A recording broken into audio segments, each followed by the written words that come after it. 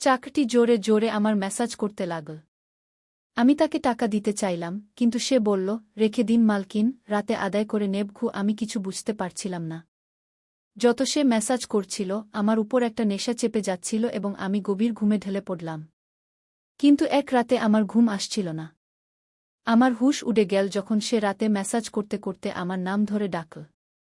আমি খুব সুন্দরী ছিলাম, তাই বিয়ের প্রস্তাব প্রতিদিন আসত। আমি আমার বাবা মার একমাত্র মেয়ে ছিলাম, তাই আমার বাবা চাইতেন আমি ডাক্তার হয়ে তার নাম উজ্জ্বল করি। কিন্তু যখন আমার জন্য এত ভালো প্রস্তাব আসত, আমার মা আমাকে বলতেন, তুমি পড়াশোনা ছেড়ে দাও, যাতে আমি তোমার বিয়ে দিতে পারি। কিন্তু আমি আমার মাকে বলতাম, আমি তো ডাক্তার হতে চাই। গিয়ে কথা শুনে আমার মা রেগে যেতেন এবং বলতেন, তুমি এখন বিয়ে করে ফেল, ডাক্তারির পড়া পরে করবে। কিন্তু আমার বাবা মানতেন না। তাই আমার মা এক বুড়ো বাবার কাছে গেলেন এবং বললেন, আমি আমার মেয়ের বিয়ে করতে চাই, কিন্তু তার বাবা মানছে না। এমন একটা তাবিজ দিন যাতে তার বাবা ফৌরত মানে। সেই বুড়ো আমার মা থেকে নিলেন এবং এমন তাবিজ দিলেন যে আমার বাবা ফৌরত আমার বিয়ের জন্য রাজি হয়ে গেলেন। এই প্রস্তাবটা আসলে আমার বাবার বন্ধু তার ছেলের জন্য এনেছিলেন এবং বলেছিলেন, আপনার মেয়ে বিয়ের পরেও ডাক্তার হতে পারবে। এ কথা শুনে আমার বাবা ফৌরত হ্যাঁ বলে দিলেন এবং আমি বিয়ে করে শ্বশুরবাড়ি চলে এলাম। আমার শ্বশুরবাড়ির লোকজন খুব ধনী ছিল, তাই আমি এবং আমার স্বামী আলাদা বাড়িতে থাকতাম। আমার স্বামী তার বাবার ব্যবসা দেখতেন, তাই তিনি সকাল থেকে সন্ধ্যা পর্যন্ত ব্যস্ত থাকতেন। আমি তার বাড়িতে গিয়ে সেখানকার আরামায়েশ দেখে হতবাক হয়ে গেলাম। আমার স্বামী আমার সেবার জন্য অনেক চাকর রেখেছিলেন। কিন্তু তার এক চাকর ধীরে ধীরে আমার কাছাকাছি আসতে লাগল। সে চাকর আমাকে বলল, আমি এখানে অনেক বছর ধরে কাজ করছি এবং আপনার শ্বশুরবাড়ির লোকজন আমাকে পরিবারের সদস্যের মতোই মনে করে। এ কথা শুনে আমিও তাকে বিশেষ গুরুত্ব দিতে শুরু করলাম। একদিন সে আমার ঘরে চলে এল। আমি তখনও বিছানায় শুয়েছিলাম। সে আমাকে ক্লান্ত দেখে বলল, আপনি শুয়ে থাকুন, ক্লান্ত হয়ে গেছেন। যদি আপত্তি না থাকে আমি আপনার পা টিপে দিই। এ কথা শুনে আমি হতবাক হয়ে গেলাম। আমি সুন্দরী ছিলাম, যুবতী ছিলাম, কিন্তু আমার স্বামী ছাড়া কোনো পুরুষ আমাকে স্পর্শ করেনি এবং কোনো চাকরকে কখনো আমার পা টিপতে দিইনি। তাই আমি ফৌরত না করে দিলাম, কারণ আমার ভালো লাগে না যে কোনো অপরিচিত ব্যক্তি আমাকে স্পর্শ করুক। এ কথা শুনে সে চুপ হয়ে গেল এবং আমার ঘর থেকে চলে গেল। তখনই আমি বুঝতে পারলাম যে আমি তার কথার উত্তর খুব কঠোরভাবে দিয়েছি। হয়তো সে আগেও আমার শ্বশুরবাড়িতে এমন কাজ করত, কিন্তু আমি স্পষ্টভাবে না বলে তার মন ভেঙে দিয়েছি। আসলে আমি খুব নরম মনের ছিলাম, তাই পরে আমার আফসোস হতে লাগল। আমি তার সম্পর্কে ভাবতে লাগলাম যে এই চাকরটি বেশ যুবক এবং সুন্দর। আমার এতে পা টিপতে দিতে খারাপ লাগে না। পরের দিনও একই ঘটনা ঘটল। চাকরটি আমাকে আবার একই কথা বলল। আমি সেদিন খুব ক্লান্ত ছিলাম, তাই আমি আমার পা বিছানা থেকে নিচে নামালাম এবং তাকে বললাম, তুমি আমার পা টিপে দাও। এ কথা শুনে সে খুশি হয়ে গেল এবং আমার পা টিপতে শুরু করল। সে এত ধীরে ধীরে পা টিপছিল যে আমার আবার ঘুম পেতে লাগল। এ দেখে সে চাকর বলল, মালকিন, আপনার ঘুম আসছে, আপনি বিছানায় শুয়ে পড়ুন, আমি আপনার পা টিপে দিচ্ছি। আমি যেন মাতাল হয়ে গিয়েছিলাম, তাই ফৌরত বিছানায় শুয়ে পড়লাম। সে চাকর বিছানায় চলে এল এবং আমার পা টিপতে লাগল। তারপর আমার কোনো হুঁশ থাকল না এবং আমি ঘুমিয়ে পড়লাম। আমি জানতাম না কতক্ষণ ঘুমিয়েছি। আমার চোখ খুলে দেখলাম সেই চাকর এখনও আমার পা টিপছে। এ দেখে আমার তার উপর দয়া হল এবং আমি হাত বাড়িয়ে আমার পার্স খুললাম এবং কিছু নোট বের করে সেই চাকরের হাতে দিলাম। এ দেখে সে লজ্জা পেতে লাগল, মালকিন, আপনি আমাকে টাকা দিয়ে লজ্জা দিচ্ছেন। আমার বেতন ভালো, আমার এই টাকার দরকার নেই। এ কথা শুনে আমি তাকে বললাম, এই টাকা তোমার পরিশ্রমের। এ কথা শুনে সেই চাকর আমার কাছ থেকে টাকা নিল এবং আমার ঘর থেকে চলে গেল। আমার স্বামী রাতে দেরি করে আসতেন, তাই আমি সন্ধ্যায় আবার সেই চাকরকে আমার ঘরে ডাকলাম এবং তাকে বললাম, তোমার ম্যাসাজে আমার খুব ভালো ঘুম আসে। তাই যতক্ষণ না আমার স্বামী বাড়ি আসে ততক্ষণ তুমি আমার ঘরেই থাকো। হয়তো চাকরটির টাকার লোভ হয়েছিল, তাই সে আমার কথা শুনে খুশি হয়ে গেল এবং বলল, আমি তো আপনার সাধারণ চাকর, আপনি যেমন বলবেন আমি তেমনি করব। আমি আপনার পা টিপে দেব যাতে আপনার ক্লান্তি দূর হয় এবং আপনি শান্তি পান। এ কথা শুনে আমি তাকে বললাম, তোমার হাতে জাদু আছে, তাই তো আমার সব ক্লান্তি দূর হয়ে যায়। একদিন চাকর আমাকে বলল, আপনার শাশুড়িও মাঝে মাঝে আমার কাছ থেকে ম্যাসাজ নিতেন। এটা শুনে আমি হতবাক হয়ে গেলাম। আমার শাশুড়িকে আমি এমন মনে করিনি। কিন্তু সেই চাকরটি মিথ্যাবাদী বলে মনে হচ্ছিল না। আমি শ্বশুরবাড়িতে আসতে প্রায় 1 মাস হতে চলেছে, তাই আমি চাকরদের ভালো করে বুঝে নিয়েছিলাম। সে আমাকে সবসময় সত্যি কথাই বলত। আমাদের বাড়িতে একজন নিয়ানো কাজ করত, কিন্তু সে ছিল মিথ্যাবাদী ও অসাধু। সে আমার কাছ থেকে যা শুনত তা পুরো মহল্লা ছড়িয়ে দিত। তাই আমি তাকে আমার ঘরে আসতে দিতাম না। এই চাকরটি ছিল বাড়ির পুরনো চাকর, তাই আমি তার উপর বিশ্বাস রাখতাম। চাকরও আমার ঘরে আসত, কিন্তু নিচু নজরে থাকত। সে আমার শরীরে হাত বুলাত, কিন্তু তার উদ্দেশ্য খারাপ ছিল না। এমনটা প্রতি রাতেই হতো। একদিন আমি আমার স্বামীকে বললাম, আমাদের বিয়ের পর থেকে আমরা কোথাও বেড়াতে যাইনি। এটা শুনে আমার স্বামী বলল, আমাদের বিয়ের পর থেকে তুমিও তো সবসময় ঘুমে থাকো। আমি রাতে বাড়ি আসি, তুমি গভীর ঘুমে থাকো।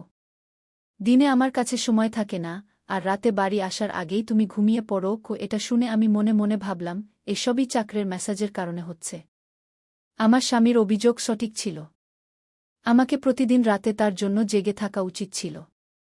সেই দিন আমি সিদ্ধান্ত নিলাম, আজ রাতে যখন চাকর আমাকে মেসাজের জন্য বলবে, আমি করব, যাতে আমার ঘুম না আসে এবং আমি আমার স্বামীর আসা পর্যন্ত জেগে থাকতে পারি। সন্ধ্যা হলে আমি গোসল করে নিজেকে সাজিয়ে নিলাম এবং দুলহনের মতো করে বিছানায় বসলাম। চাকর আমার ঘরে এল। সে আমাকে মেসাজের জন্য জিজ্ঞাসা করল, কিন্তু আমি স্পষ্টভাবে করলাম। আমার কথা শুনে সে কিছুটা মনমরা হয়ে গেল এবং চলে গেল। কিছুক্ষণ পর চাকর আমার ঘরে এল, তার হাতে ছিল এক গ্লাস দুধ। আমি খাবার খাইনি, তাই তাড়াতাড়ি দুধ খেয়ে নিলাম এবং আমার স্বামীর জন্য অপেক্ষা করতে লাগলাম। কিন্তু আমার ঘুম এসে গেল, আমি ঘুমিয়ে পড়লাম। সকালে জেগে দেখলাম চাকর তাড়াতাড়ি আমার ঘরে এসে বলল, মালকিন, আপনার জন্য নাস্তা নিয়ে আসি। এটা শুনে আমি আমার স্বামীর বিছানার দিকে তাকালাম, তা খালি ছিল। এটা দেখে চাকর বলল, মালিকের জরুরি কাজ ছিল, তিনি নাস্তা করে চলে গেছেন। এটা শুনে আমার মেজাজ খারাপ হয়ে গেল। আমি সারারাত তার জন্য জেগেছিলাম, কিন্তু সে সকাল হতেই অফিস চলে গেল। আমি চাকরকে বললাম, আমার জন্য চা নিয়ে আসো। চাকর ঘর থেকে বেরিয়ে গেল। তখনই আমি আমার দিকে তাকিয়ে হতবাক হয়ে গেলাম। রাতে আমি দুলহনের পোশাক পরেছিলাম, কিন্তু এখন আমার শরীরে অন্য পোশাক ছিল। তবে আমি তখনও গয়না পরেছিলাম। আমার মাথা ভারী হতে লাগল। আমি ভেবে অস্থির হয়ে পড়লাম, রাতে আমার সাথে কি হয়েছিল, আমার ঘরে কে ছিল এবং সে আমার সাথে কি করেছিল। কিন্তু আমার কিছুই মনে পড়ছিল না। আমার বুক ধড়ফড় করতে লাগল, আমি আমার মাথা ধরে ফেললাম। আমার পুরো শরীর ব্যথা করছিল। তাই চাকর চা নিয়ে এলে আমি তাকে বললাম, আমার শরীরটা দাবা দাও। এটা শুনে সে বিছানায় এসে আমাকে দাবাতে লাগল। সেই দিন আমি দীর্ঘক্ষণ বিছানায় শুয়ে থাকলাম। সেই দিন হঠাৎ আমার স্বামী বাড়ি চলে এল। আমি তাকে দেখে তার উপর ঝাঁপিয়ে পড়লাম, আমি রাতে তোমার জন্য দুলহন সেজে জেগেছিলাম, কিন্তু তুমি আসোনি। এটা শুনে আমার স্বামী বলল, আমি রাতে ঘরে এসেছিলাম, তুমি গভীর ঘুমেছিলে, তাই আমি তোমাকে জাগাইনি। এটা শুনে আমি হতবাক হয়ে গেলাম।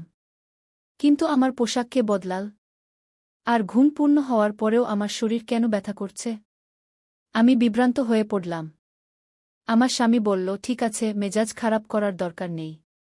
আজ রাতে আমার একটি কাজের জন্য বাইরে যেতে হবে, তাই দেরি হবে।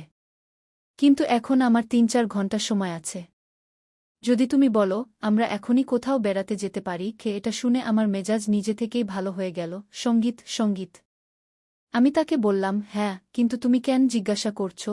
এটা শুনে চাকর বলল, আমি আপনার চাকর, কিন্তু আমি আপনাকে এই পরামর্শ দেব, আপনি বাইরে যাবেন না, কারণ আপনার শরীর ক্লান্ত হয়ে যাবে। এটা শুনে আমার রাগ উঠে গেল। আমি তাকে বললাম, তুমি আমার চাকর, আমার স্বামী হওয়ার চেষ্টা করো না। এটা বলে আমি বাইরে চলে গেলাম। জানি না কী কারণে আমার এত রাগ হয়েছিল। আমি সেই চাকরকে ভালো করে বকা দিলাম। সে তার অবস্থান বুঝে গিয়েছিল। তাই যখন আমি বাড়ি ফিরলাম, সে আমার সামনে আসেনি। আমার স্বামী আমাকে গেটে নামিয়ে আবার বাইরে চলে গিয়েছিলেন। যখন আমি ভিতরে এলাম, আমার পুরো শরীর ভীষণ ব্যথা করছিল। সম্ভবত আমার শরীর ম্যাসাজের অভ্যাস হয়ে গিয়েছিল। তাই রাত হলেই সে ম্যাসাজের জন্য ব্যাকুল হয়ে উঠত। কিন্তু আমি সেই চাকরকে রাগান্বিত করে দিয়েছিলাম, তাই আজ সে আমার ম্যাসাজ করতে আসেনি। কিন্তু আমার তার দরকার ছিল। তাই আমি একটি নিয়নকে ডাকলাম এবং সেই চাকরকে ডাকতে বললাম। কিছুক্ষণ পর সেই চাকর আমার ঘরে চলে এল, আমার বিছানায় বসল এবং নিঃশব্দে আমার পা আমি লজ্জা পেয়ে গেলাম যখন দেখলাম সে আমার পায়ের আঙুল চেপে ধরছে। আমি তাকে এত খারাপ কথা বলেছিলাম, কিন্তু সে আমার কথাকে মোটেও খারাপভাবে নেয়নি। যখন তাকে চুপচাপ দেখলাম, তখন বললাম, আমি জানি না সেই সময় আমার কি হয়েছিল, তাই আমি তোমাকে এত কড়া কথা বলেছি। এতদিন পর আমি আমার স্বামীর সাথে কোথাও বাইরে যাচ্ছিলাম, তাই তোমার বাধা আমার ভাল লাগেনি। তাই আমাকে ক্ষমা করে দাও। আমি তার মালিক ছিলাম এবং তাকে এই কাজের বেতন দিতাম, কিন্তু এখনও আমার মধ্যে মানবতা বেঁচে ছিল। তাই মালিক হয়েও আমি চাকর থেকে ক্ষমা চেয়ে নিলাম, কারণ সে যদিও চাকর ছিল, কিন্তু সে একজন মানুষও তো। আমার কথা শুনে সেই চাকর বলল, আমি আপনার চাকর, এই কাজের জন্য আমি আপনার কাছ থেকে বেতন নিই, তাই আপনার অধিকার আছে, আপনি আমাকে যা ইচ্ছা বলতে পারেন। এটা শুনে আমি চুপ হয়ে গেলাম, কিন্তু আমি ভেবে নিয়েছিলাম যে ভবিষ্যতে তাকে এমন কিছু বলব না। সে সেই রাত অনেকক্ষণ পর্যন্ত আমার মালিশ করতে থাকে এবং তারপর আমি ঘুমিয়ে পড়ি। আমি জানতাম না চাকর কখন আমার ঘর থেকে বেরিয়েছে এবং কখন আমার স্বামী বাড়িতে এসেছে। সকালে উঠে দেখলাম আমার স্বামী বাথরুমে আছে এবং বাইরে যাওয়ার জন্য প্রস্তুত হচ্ছে। আমি তাকে অবাক হয়ে দেখতে লাগলাম, জানি না আজকাল আমার কি হচ্ছে। চাকরের মালিশে আমার এত গভীর ঘুম আসে যে আমি কোনো কিছুর খেয়াল রাখতে পারতাম না। আমি এটাও বুঝতে পারতাম না যে আমার স্বামী কখন ঘরে আসে। আমি ভাবতে লাগলাম, এই চাকরের মালিশে এমন কি জাদু আছে যে সে আমার স্বামীর আসার আগেই আমার মালিশ করে দেয় এবং আমি হঠাৎ গভীর ঘুমে পড়ে যাই। সকালে যখন আমি উঠতাম, আমার মাথা ভারী লাগত এবং আমি হাঁটাচলা করার মতো অবস্থায় থাকতাম না। কিন্তু এই কথা আমি আমার স্বামীকে বলিনি, কারণ আমি চাইনি যে সে জানুক আমি সেই চাকর থেকে মালিশ করিয়ে নিই। একদিন আমার স্বামী দিনের বেলায় বাড়িতেই ছিল। আমি চাকরকে বাড়ির সব কাজ করালাম, তাকে আমার ঘরে আসতে দিলাম না। চাকর বাড়ির সব কাজ করত এবং মালিশের কথা কারো সামনে মুখ থেকে উচ্চারণ করত না। আমিও চাইতাম যে এই কথা কেউ জানতে না পারে। এই সময়ে যখন আমার স্বামী বাইরে যেত, আমি সেই চাকরকে ঘরে ডেকে নিতাম। কিন্তু একদিন আমার স্বামী হঠাৎ বাড়িতে চলে আসে এবং আমি ঘরে ছিলাম। এটা দেখে আমি খুব ঘাবড়ে গেলাম এবং ভাবলাম যে স্বামীর আসার আগে চাকরকে তাড়িয়ে দেব। কিন্তু এই চাকর খুব বুদ্ধিমান ছিল, আমার স্বামীর আসার আগেই অন্য কাজে লেগে গেল এবং আমার স্বামীর কিছুই টের পেল না। আমি বাড়ির নারী চাকরদের কাছ থেকেও মালিশ করিয়ে নিতে পারতাম, কিন্তু সেই চাকরের হাতে এমন কি জাদু ছিল যে আমি তাকে প্রতিদিন আমার ঘরে ডেকে নিতাম। আমি জানতাম না আমার কি হয়ে যাচ্ছে। যে রাতে আমি চাকর থেকে মালিশ করাতাম না, সেই রাতে আমার পুরো শরীরে ব্যথা হতো। সকালে উঠলে আমার মাথা ভারী হয়ে যেত এবং আমি ক্লান্ত বোধ করতাম। এক রাতে আমি চাকর থেকে মালিশ করালাম এবং গভীর ঘুমে পড়ে গেলাম। সকালে আমার চোখ খুলে দেখলাম আবার আমার কাপড় বদলে গেছে। এ কি কাণ্ড! কে এমন করছিল?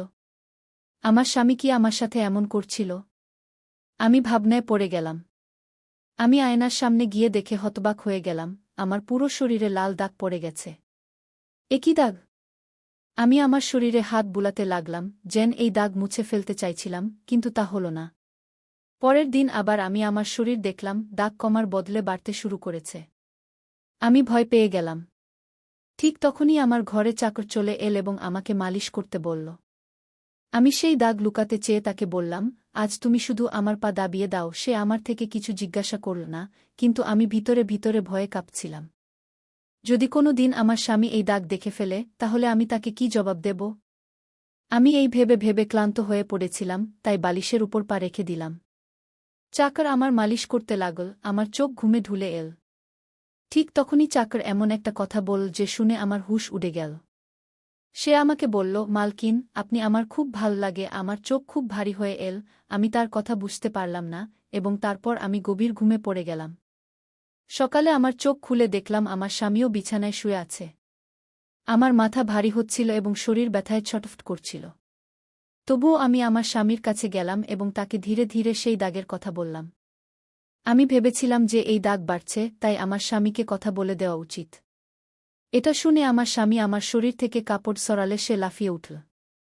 সে আমার থেকে দূরে সরে গেল এবং বলতে লাগল, তুমি আমাকে ঠকিয়েছ, বেইমানি করেছ, এবং তুমি তারই শাস্তি পেয়েছ।